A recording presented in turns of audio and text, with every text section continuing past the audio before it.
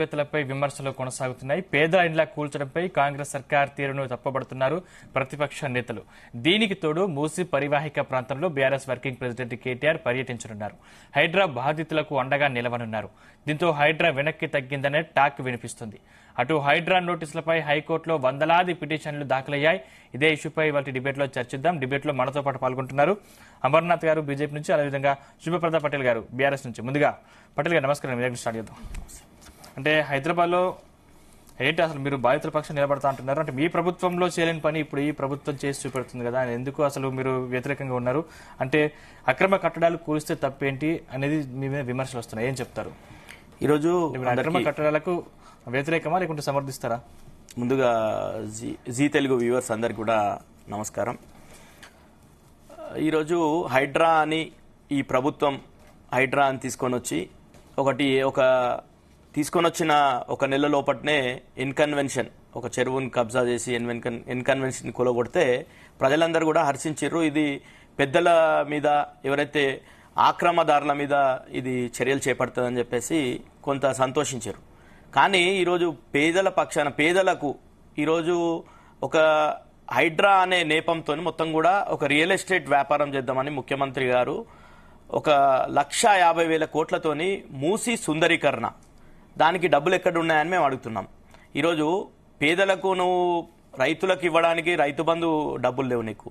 పేద ప్రజలకు మీరు ఇచ్చినటువంటి హామీలు ఏవైతే 420 హామీలు ఉన్నాయో ఆ హామీలు చేయడానికి ప్రభుత్వం దగ్గర డబ్బులు లేవని చెప్తున్నారు. వాళ్ళే చెప్తున్నారు ఖజానా ఖాళీ ఉంది అని చెప్తున్నారు. ఈరోజు ప్రభుత్వ ఉద్యోగులకు డిఏ ఇవ్వడానికి డబ్బులు లేవని చెప్తున్నారు. ఈరోజు సంక్షేమానికి కావచ్చు, రాష్ట్రంలో అభివృద్ధికి కావచ్చు మీకు దగ్గర డబ్బులు లేవని చెప్తున్నటువంటి ఈ ప్రభుత్వం ఈరోజు 1,50,000 కోట్లతోని ఈరోజు మూసి సుందరీకరణ అని చెప్పేసి ఒక రియల్ ఎస్టేట్ వ్యాపారం చేద్దామనే కుట్ర జరుగుతుంది. ఈరోజు ఈ ప్రభుత్వ విధానాలు మనం గమనించాలి. ఏంటంటే ముఖ్యంగా ఇది నిజంగానే ఏదో మంచి పని చేయడానికి, మూసిని ప్రక్షాళన చేయడానికి ఎవరు కూడా వ్యతిరేకం కాదు. గతంలో బీఆర్ఎస్ ప్రభుత్వం కూడా 36 ఎస్టీపీలను కట్టి ఎక్కడైతే వ్యర్థాలు, మురికి నీరు ఏదైతే మూసిలో కలుస్తుందో ఆ వ్యర్థాలని క్లీన్ చేసి మంచినీరుగా మార్చి మూసిలో ప్రవహించే విధంగా చేయడానికి ప్రభుత్వం కృషి చేసింది. మొన్ననే మా వర్కింగ్ ప్రెసిడెంట్ కేటీఆర్ గారు బాలనగర్ ఎస్టీపీ కాడికి పోవడం జరిగింది. అక్కడ ఎట్లా వ్యర్థం నీరు స్వచ్ఛమైన నీరుగా మారుతున్నటువంటి విధానాన్ని కూడా ప్రజలకు కూడా తెలియజేశారు. అంటే ఈ రోజు ప్రభుత్వం మూసిని కాపాడుకోలేకపోతే మరో విజయవాడలో తయారవుతుంది, అందుకే ఈ రోజు ఈ ప్రక్షాళన చేస్తున్నామని చెప్తున్నారు. ఈ రోజు వాస్తవం మాట్లాడాలి. మూసి ఈ ప్రభుత్వం, ఈ పాలన, ఇది ఏదైతే మూసీ నదిని ఈ ప్రభుత్వం ఏదైతే ఈ రాష్ట్రాన్ని, ఈ హైదరాబాద్ని కావచ్చు పాలించింది ఎవరు? సమైక్య రాష్ట్రంలో దాదాపు 54 సంవత్సరాలు ఈ కాంగ్రెస్ ప్రభుత్వమే పాలించింది. ఆ రోజు మీరు పర్మిషన్లు ఇచ్చేసి, ఆ రోజు కట్టుకొని ఇచ్చేసి, అన్ని రకాల పర్మిషన్లు ఉన్నాయి, మీరు ట్యాక్సులు కలెక్ట్ చేస్తున్నారు, మీరు మంచినీటి పన్ను వసూలు చేస్తున్నారు, అన్ని రకాలుగా వాళ్ళకు వసతులు కల్పించి వాళ్ళ దగ్గర పన్నులు వసూలు చేసినప్పుడు పేద ప్రజల కనీసం మీరు ఒక ప్రొసీజర్ ఫాలో కాకుండా డైరెక్ట్ ఈరోజు బుల్డోజర్లు పెట్టేసి మేము కొట్టేస్తాం పేద ప్రజలకు. మీరే ఉన్నారు, మీరు రెచ్చగొడుతున్నారు. ఈరోజు రెచ్చగొడితే ఆ మాటలు వస్తాయండి, అర్ధనాథాలు. మీరు ఈరోజు జీ తెలుగు వాళ్ళు ఒక బస్తీకి పోండి, ఈరోజు ఏదైతే మూసీ ప్రవాహ ప్రాంతం ఉందో ఆ బస్తీలకు పోండి, మీరు ఐదర్షా కోట్లకు పోండి, కిషన్ బాగ్లకు పోండి, మీరు మొత్తం మూసీ ఏదైతే ప్రవాహ ప్రాంతంలో ఉందో నంబర్లు వేసిరో, వాళ్ళు ఏదైతే రెడ్ మార్కులు పెట్టిర్రో ఆ ఇండ్ల వాళ్ళ దగ్గరికి పోండి, వాళ్ళ బాధలు ఏంటంటే. మీరు అక్రమ కట్టడాలను సమర్థిస్తున్నారా? అక్రమ కట్టలా సక్రమ కట్టడాలా కాదు. ఈరోజు చర్చ ఏంటంటే ఇది ప్రభుత్వం ఏం చెప్పిండ్రు, మాది ప్రజాప్రభుత్వం అని చెప్పిర్రు, మా ప్రజాపాలన కొనసాగిస్తామని చెప్పిర్రు. ఏడుంది ప్రజాపాలన అని అడుగుతున్నా. ఈరోజు పెద్దల పాలన. ఈరోజు అదే రేవంత్ రెడ్డి గారి సోదరునికేమో నెల రోజులు నోటీస్ ఇస్తాడు, ఆయన హైకోర్టులో పోయి స్టే తెచ్చుకుంటాడు. హైకోర్టులో గవర్నమెంట్ లీడరే చెప్తాడు మేము ఇప్పుడు కూలగొట్టదలుచుకోలేము, ఒక కమిటీని విచారణ చేస్తామని చెప్పేసి. అక్కడ రేవంత్ రెడ్డి సోదరునికి సంబంధించిన విషయంలోనేమో ఒక రకంగా ఉంటుంది ప్రభుత్వం. ఈరోజు పేదల పక్షాన ఉన్నప్పుడు పేదలకు సమయం ఇవ్వకుండా మీరు డైరెక్ట్గా వచ్చి బుల్డోజ్ చేస్తామంటే తప్పకుండా పేద ప్రజలందరూ కూడా ఈరోజు తెలంగాణ భవన్ వైపు చూస్తున్నారు, కేసీఆర్ వైపు చూస్తున్నారు, బీఆర్ఎస్ పార్టీ వైపు చూస్తున్నారు. కాబట్టి తప్పకుండా ఈ ప్రజల పక్షాన, తెలంగాణ ప్రజల పక్షాన బీఆర్ఎస్ ప్రభుత్వం ఉంటుంది. కార్యకర్తలు అంటున్నారు, బీఆర్ఎస్ కార్యకర్తల మహిళలు మాట్లాడుతున్నారు కదా, చిన్నారులు అభం శుభం తిరగని చిన్నారులు మాట్లాడుతున్నారు. మీరు మొత్తం కూడా ఈరోజు ప్రతి యూట్యూబ్ ఛానల్ కావచ్చు, ప్రతి ఛానల్లో, సోషల్ మీడియాలో వాళ్ళ అర్ధనాదాలను వినండి. మీరు ఈరోజు ఏం మాట్లాడుతున్నారు అనేది మీరు అక్కడ పోయి నిన్న ఐదర్శా కోర్టులో ఏం మాట్లాడుతున్నారు ప్రజలు పాపం వాళ్ళు 30 సంవత్సరాలు 40 సంవత్సరాలు కష్టపడి వాళ్ళు కట్టుకున్నటువంటి గూడుని మీరు ఒకే రోజు బుల్డోజ్ చేస్తామంటే తప్పకుండా ఈ ప్రభుత్వాన్ని ఎండగడతాం. ప్రభుత్వ విధానాలు ఏవైతున్నాయో ఇవి ప్రజల పక్షాన కాకుండా పెద్దల పక్షాన ఉన్నాయి. ఇది ఒక కుట్ర జరుగుతుంది. తప్పకుండా రేవంత్ రెడ్డి గారు మొత్తం కూడా ఈ పాలన కొనసాగించినప్పటి నుండి ఈ ప్రభుత్వం ఒక రియల్ ఎస్టేట్ సంస్థ మాదిరిగా పనిచేస్తుంది. ఎందుకంటే ఈరోజు నిజంగానే ఈ మూసీలో వ్యర్థాలు కలుస్తున్నాయి, లేకపోతే కలుషితం అయిపోతుంది, ఈ నగరాన్ని మంచి చేయాలనే ఒక ఉద్దేశం చెప్తున్నారు ఇప్పుడు కొంతమంది. కానీ ఈరోజు ఇక్కడ హైదరాబాద్ చుట్టూ ఉన్నటువంటి ఫార్మాన్ అంతా కూడా షిఫ్ట్ చేసి ఫార్మా సిటీ అనే ఒకటి మొత్తం కూడా జీరో ఎఫ్లుయెంట్స్ మొత్తం కూడా డిశ్చార్జ్ తోని అక్కడ ఒక ట్రీట్మెంట్ ప్లాంట్ పెట్టేసి పూర్తిగా ఫార్మా సిటీ మొత్తం హైదరాబాద్ చుట్టూ ఉన్నటువంటి ఫార్మాను మొత్తం కూడా హైదరాబాద్ చివర్లకు పంపించాలనే ఒక ప్రయత్నం చేసిన ప్రభుత్వాన్ని మొత్తం కూడా కుట్ర చేసి ఈరోజు ఫోర్త్ సిటీ అని చెప్పేసి ఆడ రియల్ ఎస్టేట్ వ్యాపారం చేసే ప్రయత్నం ఈ ప్రభుత్వం చేస్తుంది. కాబట్టి ఈ ప్రభుత్వం ప్రజల పక్షాన లేదు. ఈ ప్రభుత్వం మొత్తం కూడా ఈరోజు వీళ్ళు టార్గెటెడ్గా పేదల్ని టార్గెట్ చేసి మొత్తం కూడా ఖాళీ చేయించేసి ఇది మొత్తం తీసుకుపోయి ఈ భూమిని వరల్డ్ బ్యాంక్లో తాకట్టు పెట్టి గతంలో వాళ్ళ గురువు చంద్రబాబు నాయుడు శిష్యరికంలో ఉన్నటువంటి రేవంత్ రెడ్డి గారు అదే పాలన కొనసాగించే ప్రయత్నం చేస్తుండు. వరల్డ్ బ్యాంక్కి తాకట్టు పెట్టి మొత్తం కూడా దాంతోని ఆ రియల్ ఎస్టేట్ చేయాలనే ఒక కుట్ర చేస్తుండు. కాబట్టి దాన్ని తప్పకుండా ప్రజల పక్షాన బీఆర్ఎస్ పార్టీ ఉంటుంది. తప్పకుండా ఈరోజు మా కేటీఆర్ గారు కూడా ఏదైతే ఆ బాధితులని పరామర్శించేందుకు కార్యక్రమం పెట్టుకోవడం జరిగింది. తప్పకుండా బాధితులు ప్రజల అర్ధనాథాలని వినడానికి బీఆర్ఎస్ పార్టీ ఉంటుంది, ప్రజల పక్షాన పోరాటం చేస్తుంది. రైట్. అమర్నాథ్ గారు నమస్కారం అండి. సార్ అన్మ్యూట్ చేసి మాట్లాడారా? రైట్. అంటే హైడ్రా మీద మీ పార్టీ స్టాండ్ ఏంటి అసలు? అంటే హైడ్రాని మీరు సమర్థిస్తారా లేకపోతే వ్యతిరేకిస్తారా? మొట్టమొదటిగా మన ప్రేక్షకులకు అట్లానే ప్యానెల్లోని మిత్రులకు అందరికి నమస్కారం అండి. హైడ్రా అనేది మొదటి నుంచి కూడా భారతీయ జనతా పార్టీ ఇది ఒక హైడ్రామా. దీని వల్ల ప్రజలకు ఏమాత్రం ఉపయోగం లేదు అనేది మొదటి నుంచి బీజేపీ వినిపిస్తున్న వాదన. ఇప్పుడు ఇక్కడ 2-3 పాయింట్లు చాలా ఇంపార్టెంట్ సందీప్ గారు. ఒకటి ఏంటంటే అక్రమ కట్టడం అంటే ఎవరు డిఫినేషన్ చేయాలి? అది కోర్టు డిఫైన్ చేయాలా? ప్రభుత్వం డిఫైన్ చేస్తుందా? రంగనాథ్ కు కలొస్తుందా? లేకుంటే రేవంత్ రెడ్డి గారికి కలొస్తుందా? ఎవరు డిఫైన్ చేయాలి? 2008లో ఆక్యుపై ఎంక్రోచ్ చేసింది అక్రమమా? 2004లో ఎంక్రోచ్ చేసింది అక్రమమా? లేకుంటే 1999 ఏది రికార్డ్ డేట్ ఏది? ఈ 2-3 ప్రశ్నలకు ఆన్సర్ చేయకుండా ప్రభుత్వము తనంతట తాను ఒక డిస్క్రిషనరీ పవర్ తోని తనంతట తాను రంగనాథ్ గారికి ఏది నచ్చితే అది ఉంచి ఏది నచ్చకుంటే అది పడగొడతామంటే అది ఎంతవరకు న్యాయం? అది ఇప్పుడు మీరు ఒక క్లియర్ గా చెప్పండి. పలానా తారీఖు నుంచి, ఎందుకంటే ఇప్పుడు మనందరికి తెలుసండి, మనందరం హైదరాబాద్ లోనే పుట్టి పెరిగాం, ఇక్కడ చూస్తున్నాం రోజువారీగా. 2010లో ఒక చెరువు 70 ఎకరాలు ఉందనుకోండి, 2024లో అది 7 ఎకరాలు అయింది. సో 2010 కన్నా ముందుకు వెళ్ళారనుకోండి అది 170 ఎకరాలు ఉంటది. సో ఏది దేనికి రికార్డ్ డేటు, ఏది ఎఫ్టీఎల్, ఏది బఫరు, అసలు ఎక్కడైనా ఉందా? ప్రభుత్వం ఇప్పటివరకు అటువంటి పని చేసిందా? రెండో విషయము, బీఆర్ఎస్ మిత్రులు ఇప్పుడు చాలా మాట్లాడుతున్నారు. 2022లో 134 చెరువుల మీద వీళ్ళు సర్వే చేశామని చెప్పారు. చేసి 14,164 కట్టడాలను అక్రమ కట్టడాలని వాళ్ళు అప్పుడు ఒక లిస్టు తయారు చేశామని ప్రజలకు చెప్పడం జరిగింది. నేను ఐ స్టిల్ రిమెంబర్ 2021 నవంబర్లో ఒకటే రోజు 9 మంది శంషాబాద్ లో వరదలలో కొట్టుకుపోయి చనిపోయారు. ఆ రోజు ఆ స్టేట్మెంట్ ఇవ్వడం జరిగింది కేసీఆర్ గారు 2 గంటల ప్రెస్ మీట్ పెట్టి.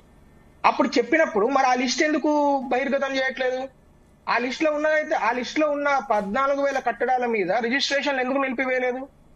అంటే ప్రభుత్వం ఎట్లా పనిచేస్తుందండి? ప్రభుత్వం లాగా పనిచేయాలి, అంతేగాని ఎవరికి తోచినట్టు వాళ్ళు పనిచేసుకుంటూ వెళ్తే ప్రజలకు న్యాయం చేసేది ఎవరు? ఇప్పుడు కాంగ్రెస్ ప్రభుత్వము తనకు తోచింది తను చేస్తున్నది, ఇంతకుముందు బీఆర్ఎస్ ప్రభుత్వం తనకు తోచింది తనకు చేసింది. అంటే ప్రభుత్వం లాగా పనిచేయకుంటే ప్రజలకు న్యాయం ఎవరు చేయాలి? మీరు చేస్తారా? నేను చేయాలా? మనం మాట్లాడగలుగుతాం అంతే, మనం ప్రజల తరపున పోరాడగలుగుతాము, వెళ్ళగలుగుతాము, ధర్నా చేయగలుగుతాం, అంతకన్నా ఎక్కువ మనం చేయలేం కదా. ఇక్కడ పాయింట్ ఏంటంటే సందీప్ గారు, ఈ ప్రభుత్వము కనీసం ఇప్పటికైనా కళ్ళు తెరిచి, ఇప్పటికైనా ప్రజల ఆర్తనాదాలు విని కళ్ళు చెవులు పనిచేసి క్లియర్ గా ఈ రోజు ఇంతమంది ఎప్పటి నుంచో 15 ఏళ్ల నుంచి ఉంటున్నారు, 25 ఏళ్ల నుంచి ఉంటున్నారు, వీళ్ళ కట్టడాలను మేము కూల్చము, వీళ్ళందరూ మధ్యతరగతి దిగువ మధ్యతరగతి వ్యక్తులు అని ఒక ఎన్ఓసి ఇవ్వండి, నో అబ్జెక్షన్ సర్టిఫికెట్ ఇవ్వండి. రంగనాథ్ గారు రేవంత్ రెడ్డి గారు 15 రోజుల క్రితం ఏం మాట్లాడారు? ఎవరైతే ఆల్రెడీ ఆక్యుపెన్సీ సర్టిఫికెట్ ఉందో, ఎవరైతే ఆల్రెడీ ఆక్యుపైడ్ ఉన్నారో, ఎవరైతే మధ్యతరగతి దిగువ మధ్యతరగతి వాళ్ళు కొనుక్కొని ఉన్నారో వాళ్ళ కట్టడాలను మేము ముట్టుకోము అని చెప్పారు. అవి ఏవి? అవి ఐడెంటిఫై చేయండి కదా ఫస్ట్. ఆ పని చేయండి. కూల్చడమే ఉన్నది సార్. ఎవడైనా కూలుస్తాడు. 2 బుల్డోజర్లకు పైసలు ఇస్తే వెళ్ళి అవుట్ సోర్సింగ్ ఎంప్లాయీస్ ఇద్దరు టక కూల్చి పడేస్తారు. కూల్చడానికి ప్రభుత్వం ఎందుకు సార్? కూల్చడానికి ఎన్నికలు ఎందుకు? కూల్చడానికి మనందరం ఓట్లు ఎందుకు వేయాలి? కూల్చడానికి ఇంతమంది ఇన్ని లక్షల మంది ఓట్లు వేసి ఇన్ని ఆకాంక్షలు యువత మహిళలు ఆకాంక్షలు ఆ ప్రభుత్వం మీద పెట్టి వాళ్ళని గెలిపిస్తే కూల్చడం ఎందుకు సార్? కూల్చడం 2 నిమిషాల పని. ఎవరైనా చేస్తారు ఆ పని. కూల్చడానికి తెలివితేటలు అవసరం లేదు, కూల్చడానికి ప్రభుత్వం అవసరం లేదు, కూల్చడానికి ఓట్లు అవసరం లేదు, సీట్లు అవసరం లేదు. రైట్? ఇద్దరు లేబర్ మేస్త్రీలకు ఇచ్చేస్తే కూల్చి పడేస్తారు. పాయింట్, ప్రభుత్వం చేయాల్సిన కన్స్ట్రక్టివ్ వర్క్ ఏంది? ఇప్పుడు ఎవరు పర్మనెంట్ సొల్యూషన్ తీసుకురండి. ఇప్పుడు మూసీ సుందరీకరణ అంటున్నారు. అర్థం పర్థం లేని ప్రాజెక్ట్ అది. మూసీ సుందరీకరణ ప్రాజెక్టు లేకుంటే ఏ చెరువులను ఎవ్వరు కాదంటలేరండి. అక్రమ కట్టడాలను కూల్చేయడం విషయంలో భారతీయ జనతా పార్టీ వైపు నుంచి చాలా clear. Not only in Telangana, entire country, మొత్తం దేశంలో ఉన్న అన్ని చెరువులు కానీ వాటర్ బాడీస్ ను మనము కాపాడుకోవాలి, లేకుంటే రాబోయే తరానికి చాలా పెద్ద నష్టం వాటిల్లుతుంది అని ఈ రోజు మనకు వయనాడు కావచ్చు, లేకుంటే ఉత్తరాఖండ్ ఎగ్జాంపుల్స్ కనబడుతున్నాయి. 1-2 సార్లు మనం చూసాం. గత జస్ట్ 7-8 సంవత్సరాలలోనే అత్యంత ప్రమాదకరమైన జాతీయ విపత్తులు మనం కళ్ళారా చూసాం. చూసిన ఈ జనరేషన్ కళ్ళు తెరిచి రాబోయే తరానికి వాటర్ బాడీస్ ను కాపాడాలనేది దేశవ్యాప్తంగా ఒక పెద్ద క్యాంపెయిన్ తీసుకోవడం జరిగింది. కానీ ఒక ఇంపార్టెంట్ పాయింట్ ఏంటంటే, మీరు ప్రభుత్వం కాబట్టి, ప్రభుత్వం వ్యవస్థ ఉంటుంది కాబట్టి, వ్యవస్థ ఏం చేయాలి? ఫస్ట్ కన్స్ట్రక్టివ్ వర్క్ చేయాలి. అంటే మీరు ఎవరెవరు ఇప్పటి వరకు అక్కడ ఉంటున్నారు, వాళ్ళు అక్కడ ఉండడం వలన 25 సంవత్సరాలైందా 40 సంవత్సరాలైందా ఉండడం వలన మూసీకి కావచ్చు, లేకుంటే ఆ వాటర్ బాడీకి కావచ్చు, ఆ లేక్ కావచ్చు, ఆ చెరువుకి కావచ్చు ఎంత ప్రమాదం ఉంది ఒక అసెస్మెంట్ చేయండి. నేషనల్ గ్రీన్ ట్రిబ్యునల్ సపోర్ట్ తీసుకోండి, లేకుంటే ఇంకొక సంస్థల సపోర్ట్ తీసుకోండి, ఎన్జిఓల సపోర్ట్ తీసుకోండి. మీకు చేత కాకుంటే ఇది చేయకుండా డైరెక్ట్ గా తీసుకొచ్చి బుల్డోజర్లు తీసుకొచ్చి కూలగొడతా అంటే ఎంతవరకు న్యాయం అది? ఈ రోజు వేల మంది రోడ్ల మీదకి వచ్చి ఆర్తనాదాలు చేస్తున్నారండి. నేను ఇప్పుడే కొన్ని వీడియో చూస్తుంటే కళ్ళపొంట దుఃఖం వస్తున్నది. వాళ్ళు పిల్లలు వాళ్ళ బుక్స్ కూడా బయటకు తీసుకోలేని పరిస్థితులలో పొద్దున 3 గంటలకు వచ్చేసి కూలగొడుతున్నారు. అది ఎంతవరకు న్యాయం ఇది? ఇప్పుడు హైడ్రా విషయంలో అక్రమ కట్టడాలు, లార్జ్ కట్టడాలు ఎవరైతే అంటే ఏమంటారు అన్అబేటెడ్ గా, అంటే బ్లంట్ గా అసలు గవర్నమెంట్ అయితేంది నాకేంది అని ఉండే పెద్ద పెద్ద మనుషులు ఉంటారు చూడండి, వాళ్ళు కట్టిన కట్టడాలను ఇప్పుడు పొంగులేటి గారు కట్టారని చెప్తున్నారు మీడియా ముఖంగా. ఆ తర్వాత మహేందర్ రెడ్డి గారి కట్టడాలు ఉన్నాయని చెప్తున్నారు, పల్ల రాజేశ్వర రెడ్డి కట్టడాలు, ఎంఐఎం కట్టడాలు. ఆ ఫాతిమా కాలేజ్ ఎప్పుడు తీసేస్తారో చెప్పాడు ఆయన రంగనాథ్ గారు. అక్కడ చదువుకుంటున్నారు కాబట్టి మేము దాన్ని జోలికి వెళ్ళామని చెప్తారు. మరి ఈ రోజు అట్లాంటప్పుడు ప్రతి వ్యక్తి అంతే కదా సార్. ఇప్పుడు ఒక మధ్యతరగతి దిగువ మధ్యతరగతి కుటుంబము ఒక ఇంట్లో ఉంటుందంటే వాళ్ళు ఎక్కడికి వెళ్ళాలి? కనీసం వాళ్ళు ఒక రాత్రిలో రాత్రి మీరు మొత్తం కొట్టిపడేస్తే వాళ్ళకి రెంట్ కూడా దొరకదు హైదరాబాద్ లో అంత ఈజీగా. మీరు ప్రతి విషయంలో శ్వేతపత్రం రిలీజ్ చేశారు కదా. నేను కాంగ్రెస్ పార్టీకి 2 ఛాలెంజ్లు ఇస్తున్నాను సార్. దయచేసి 2014లో మొత్తం హైదరాబాద్ లో ఉన్న చెరువులకు సంబంధించి గూగుల్ మ్యాప్స్ తీసుకొని ఒక శ్వేతపత్రం రిలీజ్ చేయండి. అది చేత కదా? గవర్నమెంట్ చేయలేదా పని? ఇది అప్పుడున్న మ్యాప్. ఇప్పుడు ఇట్లా కట్టడాలన్నీ అక్రమాల కట్టడాలు అయినాయి. ఈ 10 సంవత్సరాల్లో ఇంత దారుణమైన ధ్వంసం అయింది అని మాట్లాడుతున్నాడు కదా రేవంత్ రెడ్డి గారు. 100 సంవత్సరాల విధ్వంసం అయింది, 100 సంవత్సరాల విధ్వంసం అయింది. ఒక శ్వేతపత్రం రిలీజ్ చేయమనండి.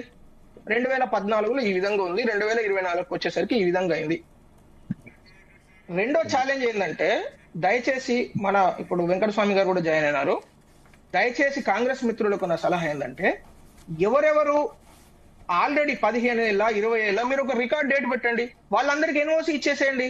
ఇప్పుడు ఇవాళ రంగనాథ్ గారు ఉన్నారండి, రంగనాథ్ గారు పర్మనెంట్ పోస్ట్ కాదు కదా, ఆయన ప్లేస్ లో ఇంకోళ్ళు రావచ్చు. ఇంకోళ్ళు వచ్చిన తర్వాత వచ్చి ఇది నాకు నచ్చలేదా, ఇది గ్రీన్ కలర్ బిల్డింగ్ కదా, ఇది తీసేయండి అని చెప్తే అట్లా డిస్క్రిషనరీ ఉంది కదా. సో వాళ్ళందరికీ ఎవరైతే ఉంటున్నారో ఒక రికార్డ్ డేట్ పెట్టండి, కోర్టుకు వెళ్ళండి, ఆ రికార్డ్ డేట్ బట్టి వాళ్ళందరికీ ఎన్ఓసి ఇవ్వండి. ఈ 2 ఛాలెంజ్లు వాళ్ళు ఫస్ట్ చేయమనండి. ఆ తర్వాతనే హైడ్రా బుల్డోజర్ తీసుకొస్తా, లేకుంటే ఇంకో పెద్ద రాక్షస బల్లిని తీసుకొస్తా, చేయమనండి ఆ పని. ఫస్ట్ ఇవి 2 చేస్తే అప్పుడు మధ్యతరగతి వాళ్లకు పేదలకు న్యాయం చేయకుండా గవర్నమెంట్ ఎందుకు సార్ గంగలపడనా? ఇది రైట్. అమర్నాథ్ గవర్నమెంట్ ఫస్ట్ చేయాల్సిన కన్స్ట్రక్టివ్ వర్క్ చేయమనండి దయచేసి. రైట్ మనతో పాటు అమర్నాథ్ గారు మీ దగ్గరికి వస్తారు. మనతో పాటు కాంగ్రెస్ నుంచి కత్తి వెంకటస్వామి గారు, అదే విధంగా అనలిస్ట్ గాలి వినోద్ కుమార్ గారు జాయిన్ అయ్యారు. వినోద్ కుమార్ గారు నమస్కారం అండి. నమస్తే అండి. నమస్తే సార్, అంటే ఈ హైడ్రా చర్యలు మీరు ఏ విధంగా చూస్తారు? ఈ మధ్య విమర్శలు వస్తున్న నేపథ్యంలో హైడ్రా కొంచెం వెనక్కి తగ్గిందనే ఆరోపణలు వస్తున్నాయి. నిజంగానే హైడ్రా వెనక్కి తగ్గిందంటారా? అసలు హైడ్రా ఎవరి కోసం పనిచేస్తుంది, దేనికోసం పనిచేస్తుంది? నిజంగా హైడ్రా టార్గెట్ ఏంటంటారు? హైడ్రా టార్గెట్ ఒకటేనండి. హైడ్రా టార్గెట్ కేసీఆర్, బీఆర్ఎస్ పార్టీ ప్రధానంగా వాళ్ళ టార్గెట్ ఎందుకు వాళ్ళ అంటే ఇప్పుడు హైడ్రా పేరుతో ఆయన మూసీ నది ఒకవైపు మూసీ నదికి 1,50,000 కోట్లు కేటాయించాడు. మరొక వైపు త్రిబుల్-ఆర్ కు లక్షలాది కోట్ల రూపాయలు కేటాయించారు. ఇవాళ ఈ రెండు ప్రోగ్రాంలు సక్సెస్ఫుల్ గా చేసుకుని లక్షలాది కోట్లు వేల కోట్లు సంపాదించుకోవాలి, మళ్ళా ఇంకొక 5 ఏళ్ళు నేనే ముఖ్యమంత్రిగా ఉండాలని రేవంత్ రెడ్డి అనుకుంటున్నాడు. కాబట్టి ఇవాళ ఆయన అక్కడ ఢిల్లీని మేనేజ్ చేయాలి, ఇక్కడ ఆయన పక్షాల సీనియర్ కాంగ్రెస్ పక్షాలను మేనేజ్ చేయాలి, అట్లాగే ప్రతిపక్షాలను మేనేజ్ చేయాలి. సో ఇవన్నింటిని మేనేజ్ చేయాలంటే ఆయన దగ్గర బాగా డబ్బు ఉండాలి. సో డబ్బు ఉండాలంటే హైడ్రా పేరుతో హైడ్రామాలు చేయాలి. నేనేమంటానంటే ఇప్పుడు ఆల్రెడీ ట్రిబ్యునల్స్ ఉన్నాయి, చాలా చట్టాలు ఉన్నాయి. ఇప్పుడు ఆయనకు తెలియకపోతే తెలుసుకోమనండి. ఇవాళ చెరువులను కాపాడడానికి మున్సిపాలిటీ చట్టం సరిపోతుందండి. ఇప్పుడున్న మున్సిపాలిటీ చట్టం ప్రత్యేకంగా కొత్తగా హైడ్రా పెట్టాల్సిన అవసరం లేదు. మున్సిపల్ చట్టంలో ఉంది చెరువులను ఎట్లా పరిరక్షించాలనే దాని మీద. మున్సిపల్ చట్టంలోనే ఉంది ఏ రకంగా కబ్జాలను హరించాలనే విషయంలో.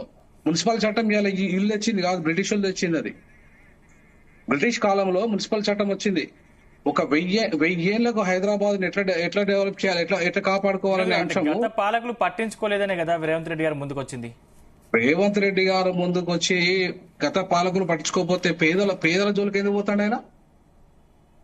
పేదల జోలికి ఎందుకు పోతాడండి? నాకు అర్థం కాలే. నువ్వు దమ్ముంటే నువ్వు పెద్దల జోలికి పోయి వాళ్ళేం కూల్చేయి. ఫస్ట్ నువ్వు పేదల జోలికి ఎందుకు పోతున్నావు? అసలు నీకు ఎవరు ఇచ్చారు అధికారం జీవించే హక్కును కాలరాయమని చెప్పేసి? నీకు ఎవరిచ్చారు అధికారము నివాసం రాత్రి నివాసాలు కూల్చేయమని? అసలు ఇక్కడ రాజ్యాంగంలో ఎక్కడైనా ఉందా? జీవించే హక్కును కాలరాయబడడం అనేది ఈ దేశంలో ఎవరికి లేదు. రాత్రి కూల్చేయండి అని చెప్పేసి హక్కు ఎవరికి లేదు. పేదల బతుకులు కొట్టేయమని చెప్పి హక్కు ఎవరికి లేదు ఈ దేశంలో. ముఖ్యమంత్రి అయితేంది, దేశ ప్రధానమంత్రి అయితేంది, ఈ దేశ రాష్ట్రపతి అయితేంది. రాజ్యాంగం కంటే గొప్ప వీళ్ళు? చట్టం కంటే గొప్ప వీళ్ళు? ఎట్లా రాత్రి పిల్లలండి వాళ్ళ బతుకు వాళ్ళు చూస్తుంటే అరే నువ్వు రాత్రే వితౌట్ నోటీసులు ఇవ్వకుండా, వితౌట్ ప్రిపరేషన్ చేయకుండా, వాళ్ళకు ఆల్టర్నేటివ్ చూపకుండా నువ్వు ఎట్లా పేదలకు ఇల్లు వల్ల కొట్టే అధికారం నీకు ఎవరిచ్చారు? ఎవరిచ్చారు? రంగనాథ్ ఏమన్నా సుప్రీమా? రాజ్యాంగం కంటే సుప్రీమా? రేవంత్ రెడ్డి రాజ్యాంగం కంటే సుప్రీమా?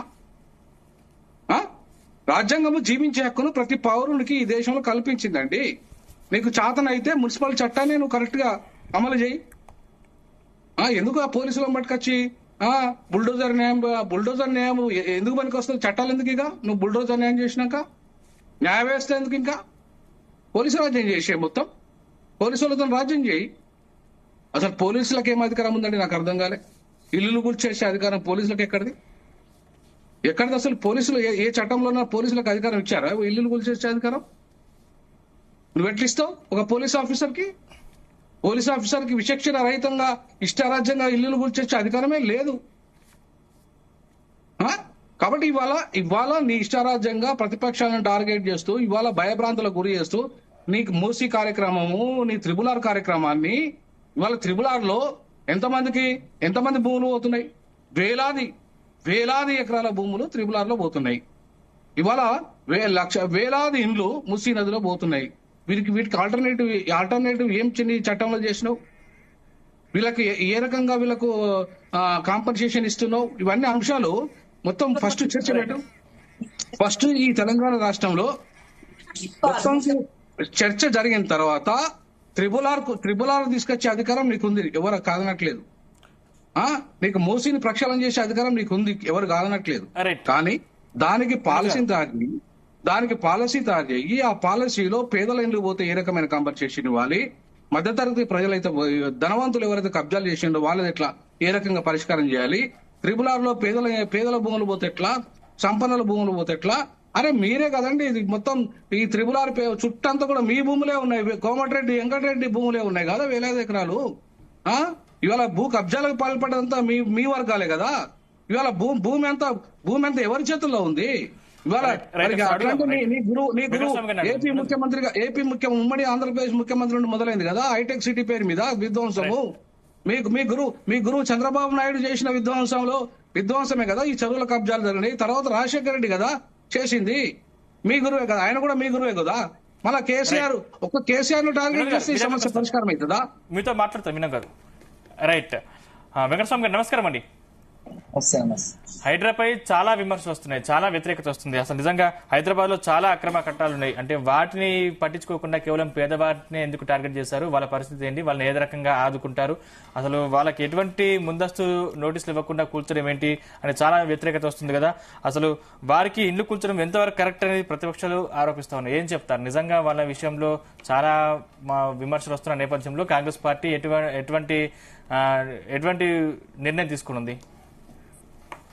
యాక్చువల్లీ నోటీసులు ఇవ్వలేదు. తర్వాత illegal construction first day Vinod గారే ఉన్నట్టున్నారు గతంలో మీ టీవీలోనే. ఆయన అప్పుడు మాట్లాడిన దానికి ఇప్పుడు మాట్లాడడానికి జమానా పడుతున్నారు. ఆయన అప్పుడేమో హైడ్రా కరెక్ట్ అన్నాడు, ఇప్పుడేమో హైడ్రా కరెక్ట్. నేను ఎప్పుడైనా చట్టం పాలసీ రూపొందించాలని చెప్పినా, నేను అప్పుడు కరెక్ట్ అనలే. పాలసీ రూపొందించకుండా ఇష్టారాజ్యం చేయడానికి హైడ్రా మంచిదే, ఇప్పుడు కూడా హైడ్రా మంచిదే, నేను కాదనట్లేదు. సావధానంగా వినాలని విన్నాను, నా వివరణ కూడా వినండి. చెప్పండి అన్న, చెప్పండి. నేనేమంటున్నానంటే అది వినోద్ గారు కావచ్చు.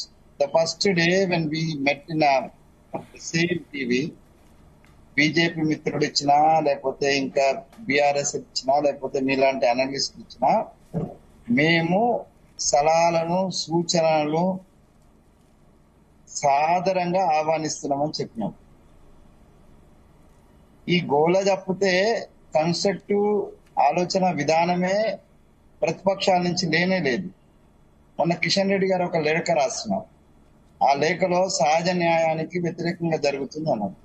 అదో పద్ధతి. ఆ సహజ న్యాయానికి వ్యతిరేకంగా ఏం జరుగుతుంది అనేటువంటిది కూడా దాన్ని సూచించినట్టేదంటే దాన్ని మనం సరి చేసుకునేటువంటి అవకాశం ఉన్నది. పుట్టగానే ఎవడు నిష్ణాతుడు కాదు, ఎవరికి 100% రాజ్యాంగమో 100% అన్ని తెలిసి ఉండకపోవచ్చు.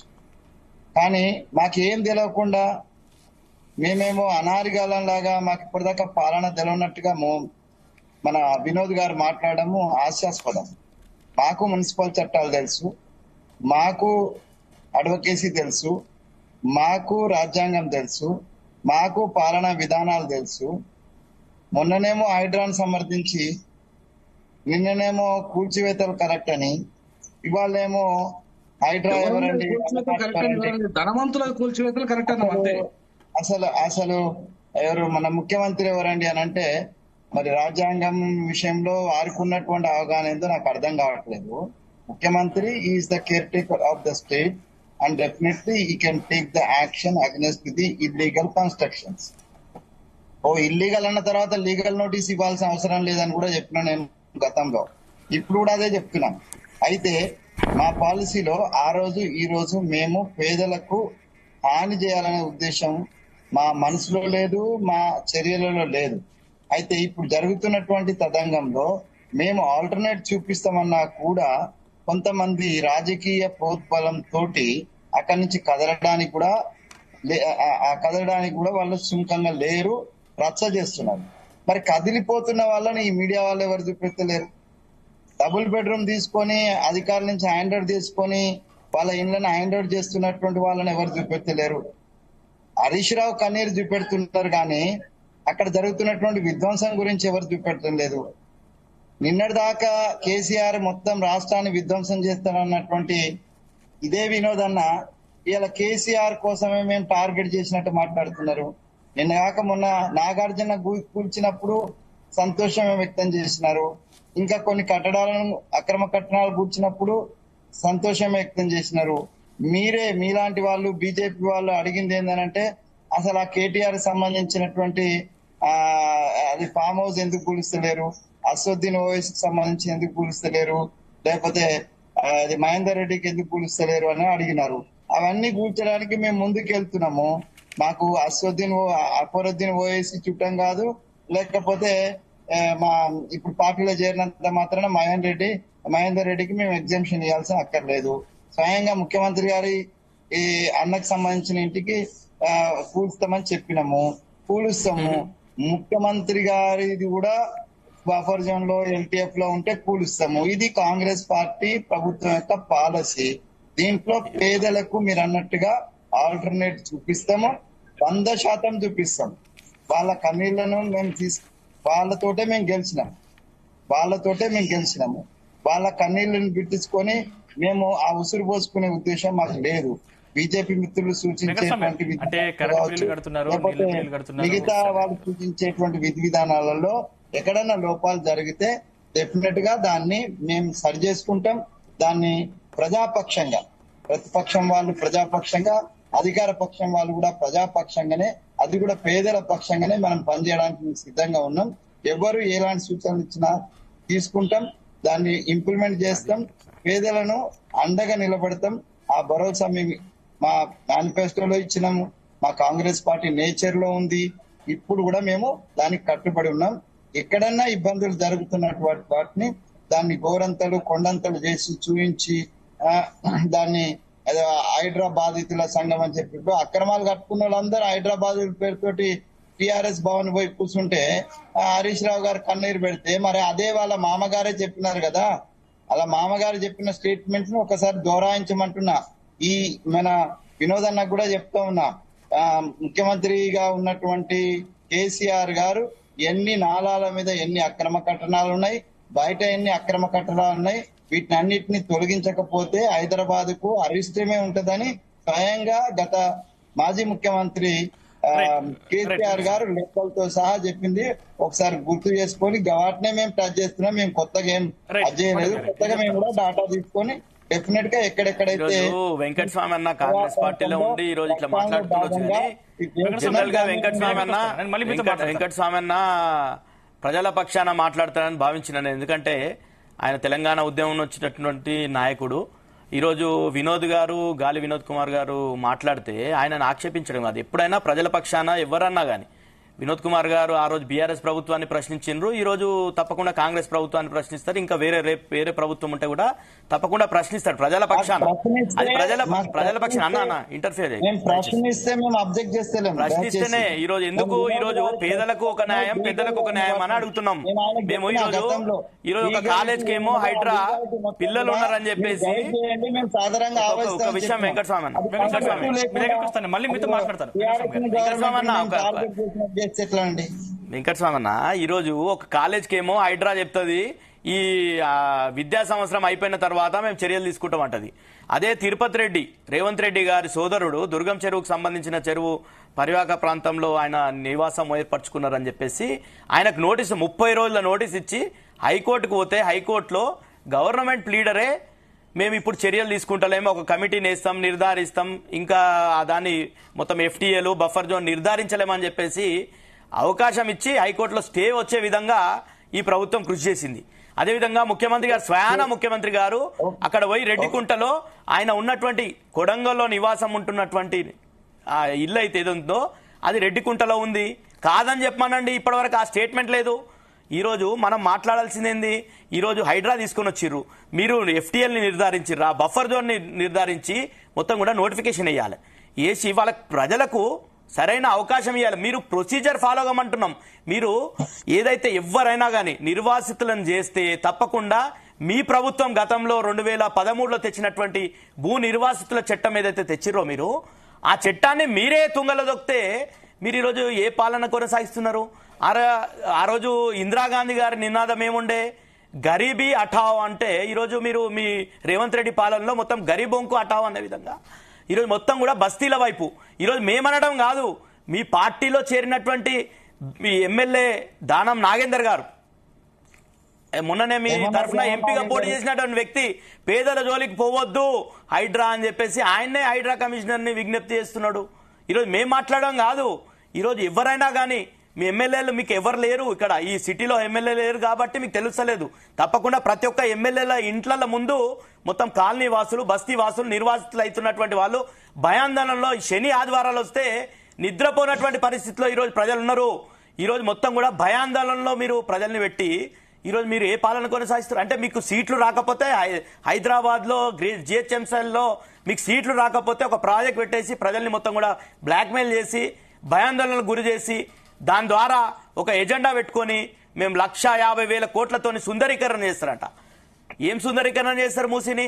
ఈరోజు గతంలో ఈరోజు వరదలకు ఈ హైదరాబాద్ వరదలకు గురి అవుతున్నాయని చెప్పేసి అక్కడ ఏదైతే బాటిల్ నెక్స్ ఉన్నాయో బాటిల్ నెక్స్ ఏదైతే నాలాలు దగ్గరకు వచ్చేసి ప్రవాహానికి అడ్డుకున్నటువంటి నివాసాలను తొలగిస్తే వాళ్ళని కూడా ప్రొసీజర్ ఫాలో చేసి మీరు తప్పకుండా ఆ నివాసాలను తొలగించండి.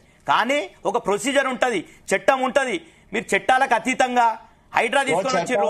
హైడ్రా ఏ ప్రకారంగా తీసుకొని వచ్చారు? హైడ్రా విధి విధానాలు ఏమున్నాయి? నవంబర్లో 14,000 ప్రజల ఈ పాలన ఏం చెప్పిండ్రు? మేము పేదల ప్రజల పక్షాన ఉంటామని చెప్పి కాంగ్రెస్ ప్రభుత్వం రాగానే ప్రమాణ స్వీకారం చేయగానే ముఖ్యమంత్రి గారు ఈరోజు మేము గోడలు తీసేసినాం, ప్రజాభవన్ చేసేసినాం, మేము ప్రగతి భవన్ ని మొత్తం కూడా ముళ్ళ కంచెలు తీసేసినాం అన్నాడు. తీసుకుపోయి ఆయన ఇంటికాడ పెట్టుకున్నాడు. ఈ రోజు ముళ్ళ కంచెలు అన్ని తీసుకుపోయి ఈరోజు ప్రతి విషయంలో డెఫినెట్ గా ఈరోజు మేము ఏదైతే స్ట్రాటజిక్ నాలా డెవలప్మెంట్ ప్రాజెక్ట్ అనేది పెట్టుకున్నామో ఈ ప్రభుత్వం ఈటీవీలో న్యూస్ లో విమర్శ కోసమే అయితే I would like to leave this. మీరు నేను సజెస్ట్ చేయమంటున్నా. సజెస్ట్ చేస్తున్నాం మేము. సజెస్ట్ చేస్తే వినండి మీరు ఒక మీటింగ్ పెట్టాలి. ఆల్ పార్టీ మీటింగ్ పెట్టండి. మీరు ఆల్ పార్టీ మీటింగ్ పెట్టండి. తర్వాత ఒక హైదరాబాద్ లో ఉండేటటువంటి ప్రజాప్రతినిధులతో ఒక మీటింగ్ పెట్టండి. హైదరాబాద్కి మీటింగ్ పెట్టి ప్రజల అభిప్రాయం తెలుసుకోండి. మీరు ఈ రోజు ఏ విధంగా అయితే ఈ రోజు నాలాలు కొంతవరకు బాటిల్ నెక్స్ ఉన్నాయి, ఎక్కడైతే బాటిల్ నెక్స్ ఉన్నాయో అక్కడ తొలగించే ప్రయత్నం చేయండి. నాలాలు వాటర్ ని సాఫీగా పోవడానికి ప్రవాహానికి అడ్డుగా ఉన్నటువంటిది తీయండి. కానీ బఫర్ జోన్ అని చెప్పేసి గతంలో 30-40 సంవత్సరాల కింద బీఆర్ఎస్ పార్టీ ప్రభుత్వం ఉందా? 30-40 సంవత్సరాల కింద 5,00,000 కోట్ల ఎవరు పర్మిషన్ ఇచ్చిర్రు? నాకు కూడా ఒక పాలసీ ఉంటది. మీ పాలసీ నా పాలసీ కాదు. ప్రభుత్వానికి ఒక పాలసీ ఉండాలి. ప్రభుత్వానికి రేవంత్ రెడ్డి వచ్చేసి ఒక పాలసీ తీసుకొని వచ్చి మొత్తం కూడా కూల కొట్టేస్తాం, మా ప్రభుత్వం మొత్తం బుల్డోజ్ చేసేస్తుంది, మీరు ఎవరు మాట్లాడదు ప్రతిపక్షాలు అంటే కుదరదు. ప్రతిపక్షాలు తప్పకుండా మాట్లాడతాయి. మేము ప్రజల పక్షాన ఉంటాం, ప్రజలకు జవాబుదారితనంగా ఉంటాం, మిమ్మల్ని నిలదీస్తాం. తప్పకుండా మీ బుల్డోజ్ చేసేటప్పుడు బీఆర్ఎస్ పార్టీ అడ్డంగా ఉంటది బుల్డోజర్లకు అని చెప్తున్నారు. ప్రజాస్వామ్యాన్ని తుంగల దొక్కినటువంటి టిఆర్ఎస్ పార్టీ ఇప్పుడు వచ్చి నీతులు మాట్లాడితే అది దయాలు వేదాలు వల్లించినట్టుంటది. ఏ ప్రజాస్వామ్య విలువలను గత 10 సంవత్సరాల్లో టిఆర్ఎస్ పార్టీ ఈ రాష్ట్రంలో పాటించలేదు. వాళ్ళు మొదలుపెట్టినటువంటి మూసీ ప్రక్షాళనలో దాన్ని సుందరీకరణ అంటారా, ప్రక్షాళన అంటారా, ఏమంటారు, కానీ దాన్ని మేము కొనసాగిస్తున్నాము. గత ప్రభుత్వం కాదు, ఎప్పుడో చంద్రబాబు నాయుడు మూసీలో ఏం చేయదలుచుకోరో చెప్పండి. ఒక డిపిఆర్ డీటెయిల్ ప్రాజెక్ట్ రిపోర్ట్ పెట్టండి. డీటెయిల్ నేను అడుగుతున్నా వెంకటస్వామి ఒక క్వశ్చన్, మీరు మూసీని ఏం చేయదలుచుకున్నారు? డీటెయిల్డ్ ప్రాజెక్ట్ రిపోర్ట్ ప్రజల బయటకు పెట్టండి. మీరు కొత్తగా రేవంత్ రెడ్డి గారు వచ్చినాక స్టార్ట్ అయ్యింది ఏం కాదు ఇది. మూసీకి సంబంధించి రేవంత్ రెడ్డి గారు ప్రారంభించిన అంటలేము. నేను చెప్పినాము మూసీ ప్రక్షాళన చేయాలి. మూసీని మంచి మురుగునీరు కలవకుండా మంచి నీరు ప్రవాహం పారే విధంగా చేయాలి. వెంకటస్వామి అన్న, మేము ఏమంటున్నామంటే ఇప్పుడు భారతీయ జనతా పార్టీ వైపు నుంచి మీకు డిమాండ్ ఏంటంటే, రిక్వెస్ట్ ఏంటంటే, ఫస్ట్ ఇప్పుడు మీరే అన్నారు కదా, ఎవరైతే పేదలు మధ్యతరగతి గత 20 సంవత్సరాలు 15 సంవత్సరాలు 30 సంవత్సరాల నుంచి ఉన్న వాళ్ళని ముట్టుకోమని, కనీసం వాళ్ళకి ఒక సర్టిఫికెట్ ఇవ్వండి. ఓకే మేము ముట్టుకోమని ఒక ఎన్ఓసి ఇవ్వండి. అది నేచర్ కదా, గవర్నమెంట్ పనిచేయాల్సిన తీరు కదా. మీరు అటువంటి పని ఫస్ట్ కన్స్ట్రక్టివ్ వర్క్ అది పద్ధతే ఇప్పుడు చేస్తే వాళ్ళకి భయం ఉండదు. లేకుంటే ఇప్పుడు ఆందోళన చెందే బదులుగా వాళ్ళకు ఒక నోటీస్, అంటే వాళ్ళకి ఎవరెవరైతే ఎగ్జామ్షన్ లో ఉన్నారో ఎవరెవరైతే దీంట్లో ఉన్నారో అనేది స్పష్టత ఇస్తే భయాందోళన.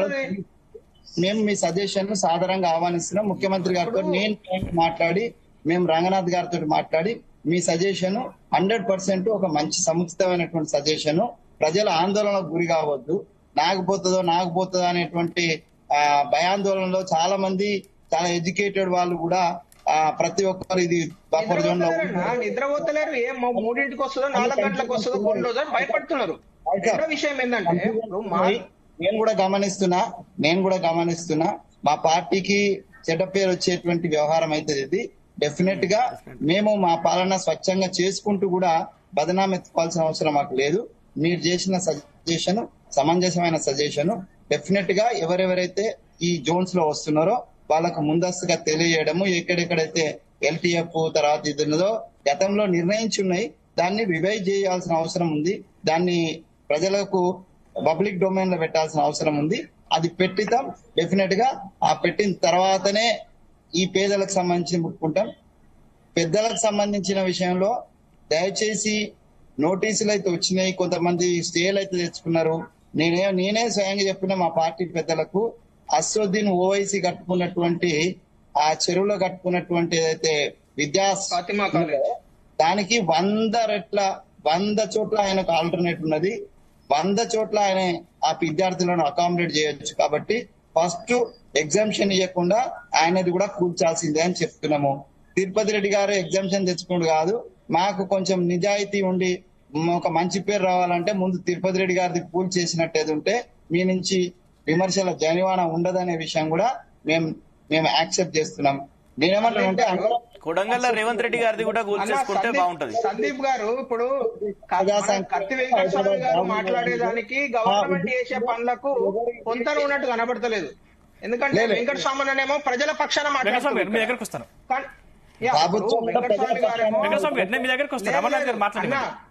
వెంకటస్వామి గారేమో ప్రజల పక్షాన మాట్లాడుతున్నారు.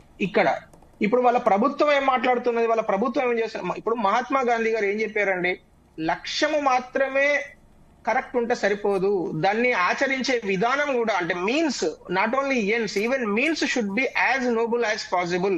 ఇప్పుడు వీళ్ళు ఒక పవిత్రమైన కార్యాన్ని చేస్తామని అనుకున్నప్పుడు, లక్ష్యం నిర్ధారించుకున్నప్పుడు దాని యొక్క మీన్స్ కూడా అట్లానే ఉండాలి కదా. దాని అంత క్రుక్కుడు వ్యవస్థ తయారేస్తే. ఇప్పుడు నేను మీకు 2 విషయాలు చెప్తున్నానండి. ఒకటేమో ఇందాక ఎన్ఓసి ఆయన యాక్సెప్ట్ చేశారు.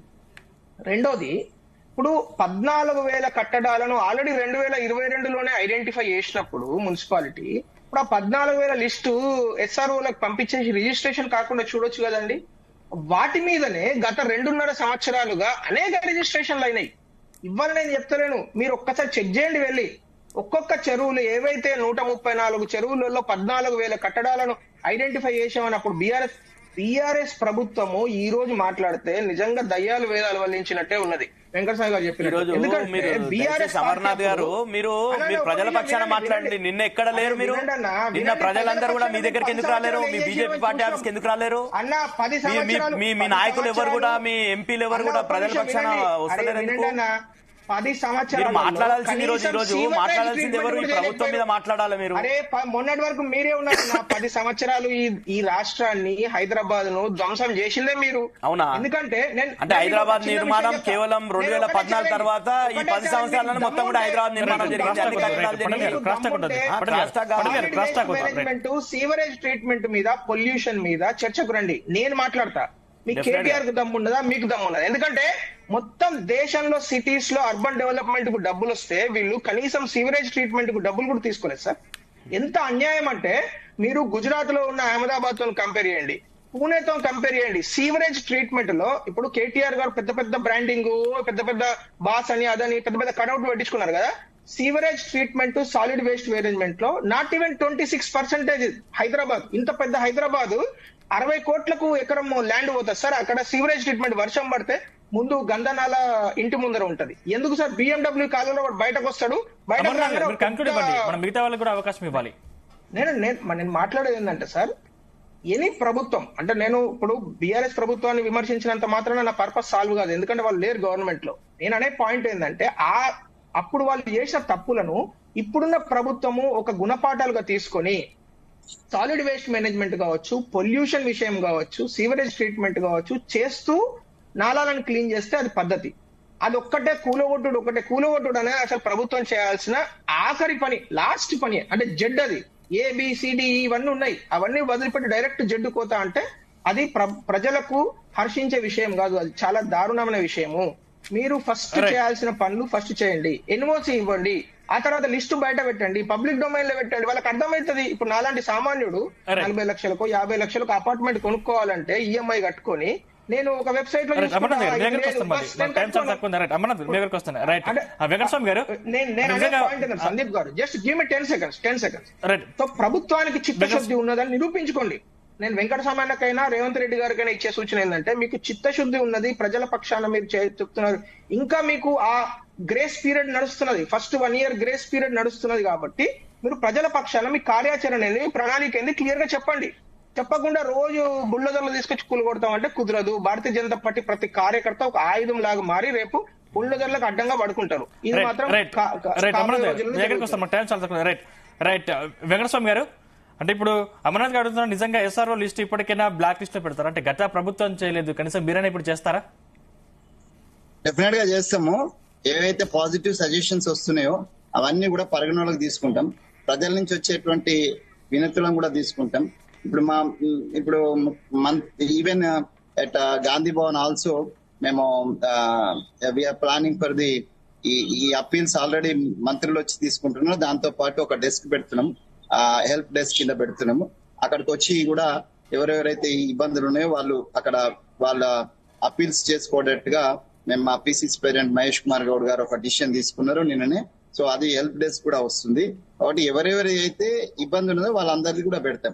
సో బుల్డోజర్స్ తీసుకొచ్చి కూలగొట్టాలనేటువంటి ఉద్దేశం మాకేం లేదు. కాకపోతే అది అంటే కంపల్సరీ అయినప్పుడు బీజేపీ వాళ్ళకు వ్యతిరేకంగానో లేకపోతే యోగి గారికి వ్యతిరేకంగానో మోడీ గారికి వ్యతిరేకంగానో మాట్లాడిన ఇండ్లను ఏ నోటీస్ ఇచ్చి కూలగొట్టిందో ఏ బుల్డోజర్లు కూలగొట్టిందో వాళ్ళే ఆత్మవిమర్శ చేసుకోవాలి. సో మేము ఒక హైడ్రా అనే ఒక సంస్థను పెట్టి ఆ హైడ్రాకి సంబంధించినటువంటి విధి విధానాన్ని నిర్ణయించే వాళ్ళకు ఎవరెవరైతే ఇల్లీగల్ కన్స్ట్రక్షన్స్ ఉన్నాయో, ఎవరైతే బఫర్ జోన్ లో ఉన్నారో, ఎవరైతే ఎల్టీఎఫ్ జోన్ లో ఉన్నారో, ఎవరైతే అక్రమంగా ఆక్రమణకు గురైనవో ప్రభుత్వ భూములు, వీటిని ప్రభుత్వం కోసం, అది వెంకటస్వామి గారి ఇంటి కోసం కాదు, రేవంత్ రెడ్డి గారి ఇంటి కోసం కాదు, ప్రభుత్వ భూములను దురాక్రమణకు గురైనటువంటి వాటిని పునరాక్రమణ చేసుకుని ప్రభుత్వానికి అప్పజెప్పేటువంటి పనిని ఇవాళ రంగనాథ్ గారు హైడ్రా చేస్తున్నారు. కాబట్టి ఇప్పుడు నా భూమికి నేను ఎవడో వచ్చి ఆక్రమణ చేస్తే నేను ప్రభుత్వం తన ప్రభుత్వ భూములను ప్రభుత్వం సంబంధించినటువంటి కంట్రోల్ ఉన్నాయి తీసుకొచ్చడానికి ఒక సదుద్దేశంతో చిత్తశుద్ధితోటే మేము ప్రారంభం చేసినాం. అయితే ప్రాక్టికల్ గా వచ్చినప్పుడు వచ్చేటువంటి ప్రాబ్లమ్స్ కూడా ఉంటాయి. ఏ మంచి పని చేసినా కూడా దానిలో రంధ్రాన్వేషణ చేసేటువంటి సామాజిక రీతి, భారతీయ సామాజిక రీతి, ప్రతిపక్షాల అని అనుకోండి లేదా రాజకీయ పక్షాల ఆ రీతి అట్లా ఉంటది. అట్లాంటి సమాజంలో ఉన్నాం కాబట్టి మేము కూడా ఒళ్ళు దగ్గర పెట్టుకునే పనిచేయాలా. డెఫినెట్ గా మేము ప్రజల నుంచి జాగ్రత్తలు తీసుకొని ఏమండి వెంకటస్వామి అన్న, ఇప్పుడు మీ మంత్రి ఏం చెప్తాడంటే ఒకటే రిటార్ట్ అండి. ఇప్పుడు వెంకటస్వామి గారు అర్థం చేసుకోవాల్సింది ఏంటంటే, వాళ్ళ మంత్రి బెదిరిస్తాడు. ఎవరైనా సోషల్ మీడియాలో వీడియోలు పెడితే మేము వాళ్ళ మీద కేసులు పెడతామని వాళ్ళ మంత్రి పొన్నం ప్రభాకర్ గారు బెదిరిస్తారు. కాదు అంటే అక్రమ ఇప్పుడు ఆయన మాట్లాడిందనే అంటున్నా కదా, నేను ఆయన మాట్లాడిందనే చెప్తున్నా. ది కేసెస్ ఇండివిజువల్ ఆల్సో ఇప్పుడు నా మీద దుష్ప్రచారం జరిగితే లేదా అమర్నాథ్ గారి మీద దుష్ప్రచారం జరిగితే మీరు చేతులు కట్టుకొని కూర్చోరు కదా అమర్నాథ్ గారు, నేను కూడా కదా. కాబట్టి దుష్ప్రచారం చేసిన విషయంలో మేము కేసు పెడతామన్నాం. అంతేగాని ఎవరు పెట్టినా వాళ్ళను అంటే సమ్మతమైంది పెట్టినా కూడా అది మీడియా పెట్టింది కూడా మేము పెడతామని అనలేదు. ఎవరైతే దుష్ప్రచారం చేస్తున్నారో, ఎవరైతే ప్రజలలో ఆందోళనను అనవసరంగా రెచ్చగొడుతున్నారో, ఎవరైతే ప్రజలను భయాందోళనకు గురి చేస్తున్నారో అట్లాంటి వాటి మీద డెఫినెట్ గా మీ ప్రభుత్వం ఉన్నా మా ప్రభుత్వం ఉన్నా చర్యలు తీసుకుంటారు. కాశ్మీర్ లో ఏం చేసినామంటే 370 ఆర్టికల్ పెట్టినప్పుడు డిక్లరేషన్ల మీద మాట్లాడండి. మీ ప్రభుత్వం డిక్లరేషన్ రైతు డిక్లరేషన్లు, ఈ డిక్లరేషన్ అన్ని పెట్టేసి మూసి డిక్లరేషన్ లో రియల్ ఎస్టేట్ వ్యాపారం చేయడానికి అక్కడ ఉన్నటువంటి ఫార్మా సిటీని మొత్తం కూడా 4th సిటీ అని, ఈ మొత్తం కూడా రియల్ ఎస్టేట్ సంస్థలాగా ప్రభుత్వం ప్రదర్శిస్తుంది. మీ విధానాలన్నీ కూడా రియల్ ఎస్టేట్ సంస్థలాగా ఉన్నాయి. ఈరోజు మూసీకి 1,50,000 కోట్లతో ఏం చేయదలుచుకున్నారు? 1,50,000 కోట్లతోని ఏం చేయదలుచుకున్నారు? మీకు 1,50,000 కోట్లు ఎక్కడి నుండి వస్తున్నాయి? 2,000 ఎకరాలు 3,000 ఎకరాలు పెట్టుకొని రియల్ ఎస్టేట్ దందా చేసి మొత్తం ప్రభుత్వమే దందా చేయదలుచుకుంది కదా. ఈరోజు ఢిల్లీకి కప్పం కట్టాలనుకుంటే ఇదే మార్గం కాదు. పేదల కడుపులు కొట్టి పేదల ఇల్లు కూర్చి విధానాలు మార్చుకోవాలి. మంచి పనికి సపోర్ట్ చేయండి, లేకపోతే ప్రజా వ్యతిరేక పాలన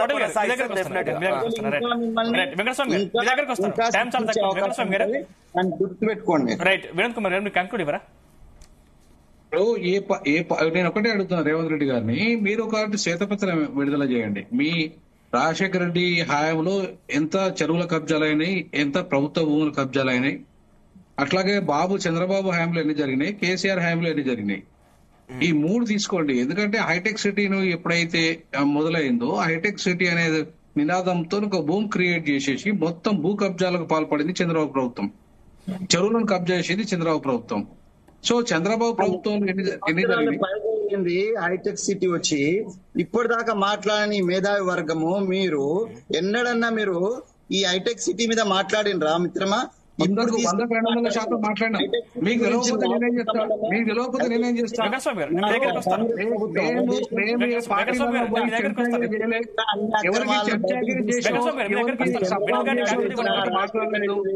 మేము ఏ పార్టీకి సంబంధం లేదు. మేము కేసీఆర్ హయాంలో పోరాటం చేసింది నేను, సత్య వెంకటస్వామి గారు అలానే ఉన్నారు.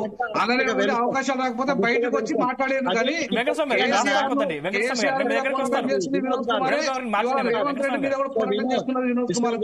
వెంకటస్వామి ఇవాళ ఎవరికి నేను ఉత్సాహం పలకాల్సిన అవసరం నాకు అంతకన్నా లేదు. వెంకటస్వామి గారు నేను బీఆర్ఎస్ పార్టీలో గానీ లేదంటే జేఏసీలో గానీ నేను లేను. నేను అగ్రవర్ణాలకు అవకాశ బారికి పదవుల కోసం పని చేయలే. ఈ రోజు కూడా చెప్తున్నాను, 100% చంద్రబాబు హయాంలో జరిగింది, రాజశేఖర రెడ్డి హయాంలో జరిగింది, కేసీఆర్ హయాంలో జరిగింది. మొత్తం అగ్రవర్ణాలు ఎవరైతే ఉన్నారో, మొత్తం భూస్వాములు ధనవంతులు ఎవరైతే ఉన్నారో వాళ్ళే ఇవాళ ఈ పరిస్థితి, ఈ దుస్థితికి కారణము. పేదలు ఎవరు కారణం కాదు.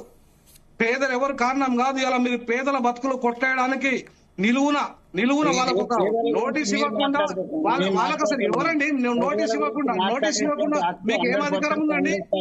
50 ఏళ్ల నుంచి 30-40 ఏళ్ల నుంచి ఉన్నోళ్ళని ఇల్లు కూడబట్టే అధికారం మీకు ఎక్కడిది?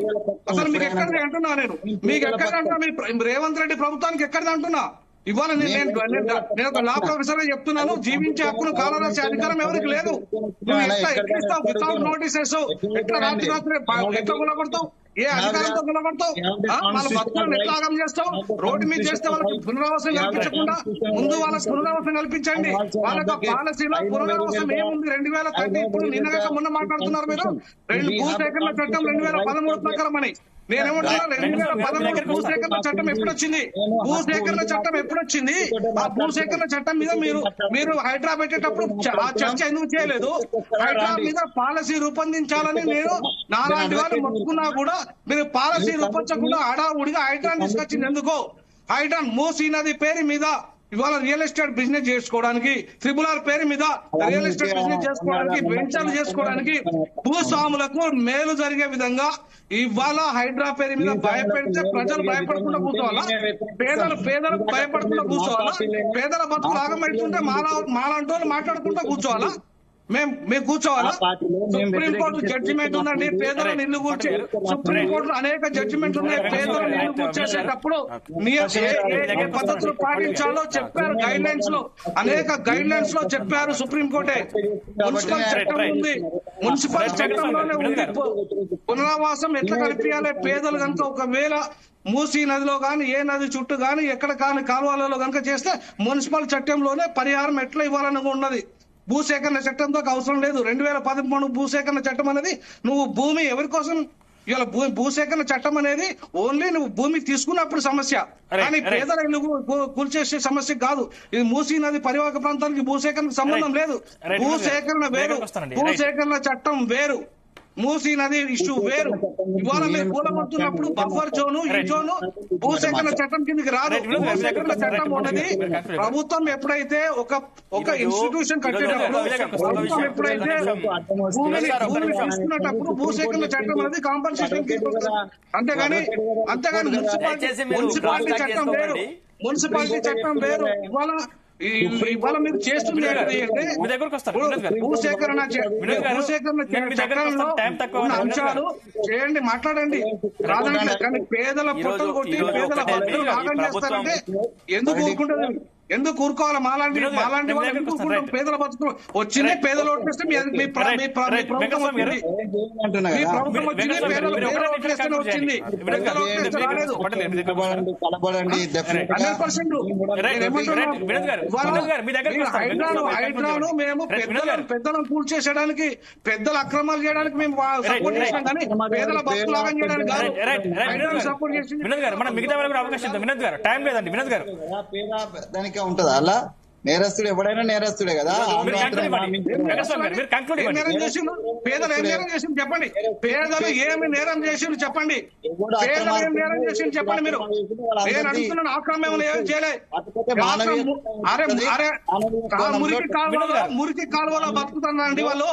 వాళ్ళకు మురికి కాలువ చుట్టూ బతుకుతున్నారు వాళ్ళు బతుకులు. వాళ్ళకి అసలు ఈ ప్రభుత్వాల వైఫల్యం కారణంగా లక్షలాది మంది కుటుంబాలు ఇవాళ 15,000 డ్రమ్స్ మురికి కాలువల చుట్టూ బతుకుతున్నారు. మూసి నది పరివాహక ప్రాంతం చుట్టూ బతుకుతున్నారు. అది తప్పు ప్రభుత్వాలది,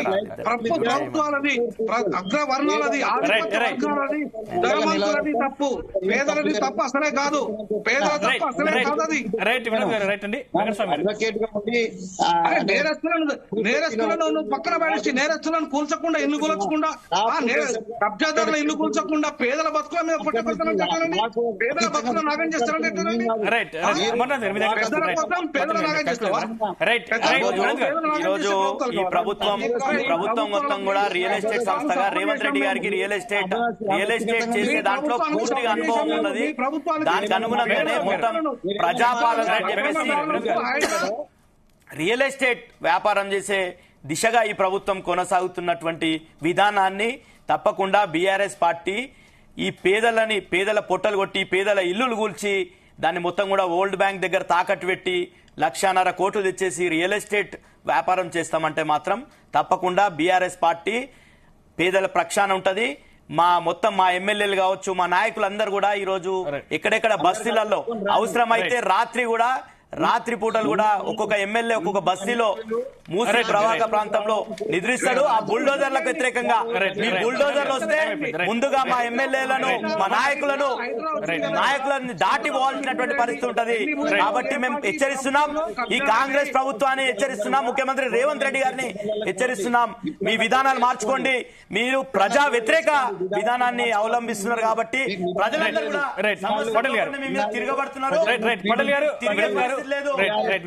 తిరిగే పరిస్థితి లేదు. రేవంత్ రెడ్డి గారు ఖబర్దార్. ఈ హైడ్రా మొత్తం కూడా బుల్డోజ్ చేస్తామంటే మాత్రం బీఆర్ఎస్ పార్టీ యూపీలో బుల్డోజర్ న్యాయాన్ని వ్యతిరేకించాము. ఇక్కడ కూడా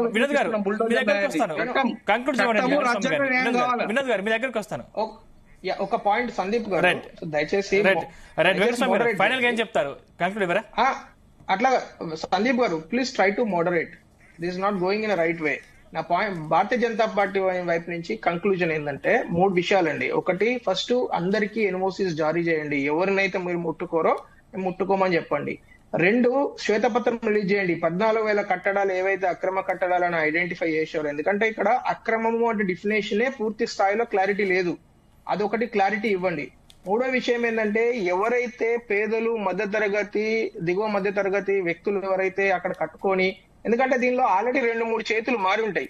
ఆ 2-3 చేతులను, మారిన చేతులు ఎవరైతే ఒరిజినల్ గా ఆక్యుపై చేసి ఎంకరేజ్ చేసి వీళ్ళందరికీ అమ్మారో వీళ్ళని మాత్రమే తీసేస్తా కుదరదు కదా. అసలు మీకు చీమా ఎందుకు కుట్టినావంటే కథంతా వినాలే ప్రభుత్వం అంటే. సో దయచేసి తీసుకొని మీరు ఫైనల్ గా వీటన్నిటికీ సమాధానం చెప్పండి. ఒకటే నిమిషంలో కంక్లూడ్ చేయండి. హలో వెంకటస్వామి గారు, మీరు ఒకటే నిమిషంలో కంక్లూడ్ చేయండి. వీటన్నిటికీ సమాధానం చెప్తున్నా సార్. మా ప్రభుత్వము, మేము రేవంత్ రెడ్డి గారు కావచ్చు, మంత్రివర్గ సమాచారులు కావచ్చు, మేము కావచ్చు, పార్టీ వర్కర్స్ మేము న్యాయబద్ధంగా పోవడానికి సిద్ధంగా ఉన్నాము. దాంట్లో మంచి సజెషన్స్ ప్రతిపక్ష మిత్రుల నుంచి కానీ, ప్రజా సంఘాల నుంచి కానీ, వినోద్ గారు లాంటి ఎక్స్పర్ట్స్ నుంచి కానీ వచ్చినా కానీ మేము స్వీకరిస్తాము. మేము మా మనసులో ఉన్న మాటతోటి పోతలేము, ప్రజా మనసులతోటే ముందుకు పోతున్నాము. మేము మా మన్ కీ బాత్ విని జన్ కీ బాత్ నై సున్నే కా నయ్యాం, జన్ కా బాత్ సునేంగే, ప్రతిపక్షాలు కూడా వింటాము. రండి మీరు ప్రజల 5 మాట కోట్లకు కూడా లేకపోతే ఈ మూసీ ప్రవాహ ప్రాంతంలో మరి ముఖ్యమంత్రి గారు థ్యాంక్ యూ కత్తి వెంకటస్వామి గారు, థ్యాంక్ యూ అండి, థ్యాంక్ యూ గాలి వినోద్ కుమార్ గారు, థ్యాంక్ యూ అమర్నాథ్ గారు, థ్యాంక్ యూ శుభప్రద పటేల్ గారు. చర్చలో మాతో పాటు పాల్గొన్నందుకు ధన్యవాదాలండి. ఇవి ఈ రోజు డిబేట్ లోని అంశాలు. చూస్తూనే ఉండండి జీ తెలుగు న్యూస్, నిజం నిక్కచ్చిగా.